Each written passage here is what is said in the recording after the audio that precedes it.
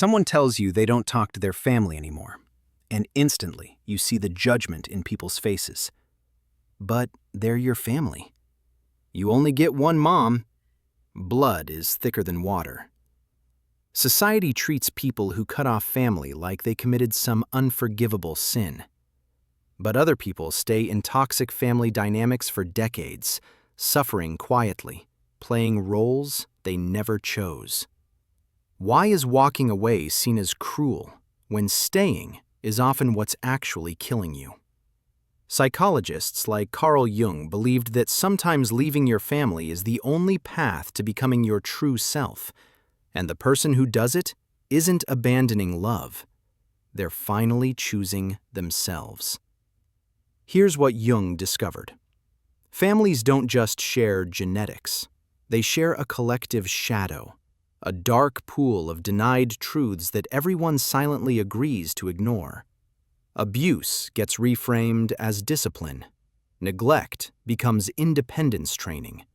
Narcissism is excused as strong personality.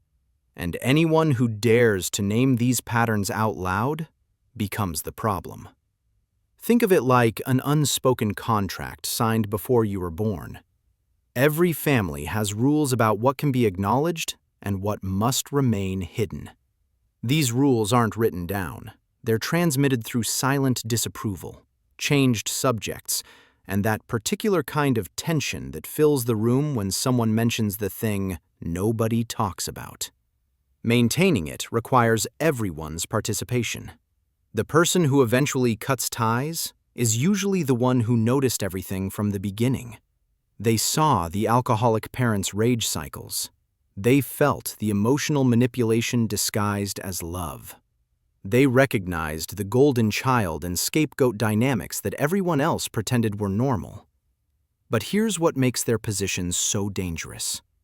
They didn't just notice these patterns, they absorbed them, trying desperately to fix what was fundamentally broken. Jung called these people the identified patient. The family points at them and says, "You're the one with problems. You're too sensitive. You're causing drama." And the tragic irony is that the person who leaves isn't sick. They're having a healthy response to a sick environment. They're the fever that signals infection, not the infection itself. But families don't want to hear this truth. Admitting that the person who left was actually responding rationally would mean admitting that something is deeply wrong with the family system.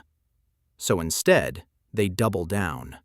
They tell stories about the ungrateful child who threw away everything. And the person who escaped watches from a distance, finally able to breathe. Jung understood this through his concept of individuation. You cannot become your authentic self while playing a role assigned by someone else's unconscious needs. If your family cast you as the scapegoat, you'll spend your life absorbing their blame. If they made you the fixer, you'll exhaust yourself trying to heal wounds you didn't create. Individuation requires separation, the ability to know where you end and they begin. The moment you recognize these roles for what they are, something shifts. You start to see that your family doesn't actually know you. They know the character they needed you to play. And once you see this clearly, you face an impossible choice. Do you keep performing in a play you never auditioned for? Or do you walk off stage and discover who you actually are? Cutting off family is rarely impulsive. It's death by 1,000 cuts, followed by a moment of perfect clarity. Someone asks you for the 100th time to ignore your reality and accept theirs. A parent demands you apologize for boundaries you set. And suddenly you just know. Nothing will ever change. This clarity feels different from anger or hurt. It's quieter, colder, more certain. You're not making an emotional decision. You're making a survival decision. You're choosing your sanity over their comfort. You're choosing yourself when they never chose you. But then comes the guilt. Society has powerful weapons to deploy against people who leave their families. They remind you that blood is thicker than water, conveniently forgetting that the full phrase is, "The blood of the covenant is thicker than the water of the womb." Chosen bonds are stronger than biological accidents. Jung had a radical response to this guilt. He believed your first duty is to your own soul, not to biological obligation.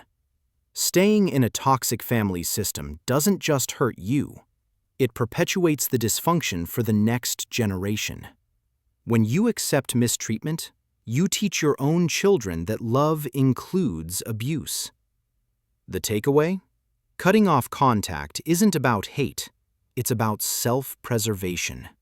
Love doesn't require your presence in spaces that destroy you. Sometimes, the most loyal thing you can do for your own soul is to betray the role your family assigned you. And choosing yourself is never selfish. It's survival.